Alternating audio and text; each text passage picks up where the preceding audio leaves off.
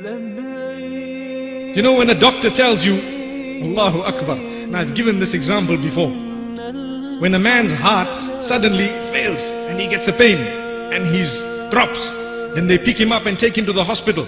And the doctor says, you know what, you've got to give up smoking. Wallahi, 9 times out of 10, if not 10, he gives it up. Why?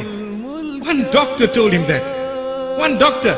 But for Allah subhanahu wa ta'ala, how many of us are ready today to say this habit is out? There we are. How many? Allahu Akbar. Are we waiting for a little heart attack before we can give up a bad habit? When Allah subhanahu wa ta'ala says, no, don't wait for that. I give you good health. But whilst you're in good health, leave that.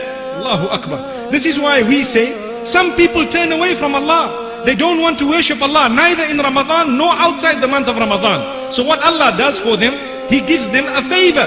What is that favor? He makes them sick and ill to the degree that the doctors cannot help them. So what do they have to do?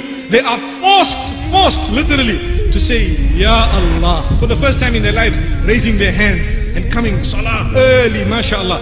That is cheap. Wallahi, cheap meaning we are still fortunate that we haven't died before we raised our hands to Allah. But the question I have, should we wait for something to happen to us before we're going to raise our hands? This is why Allah says, be thankful, be grateful, recognize the devil and know about him before he even comes in your direction, so that you will know how he tries and distract you. Ask those who've committed adultery all their lives, what have they achieved by it? Ask those who have sinned all their lives gambling, what have they achieved by it? Ask those who have sinned all their lives by stealing, cheating, conning, deceiving, by engaging in all sorts of other sins, whether it is drugs and alcohol. What did they achieve by it? They achieved what? Momentary joy.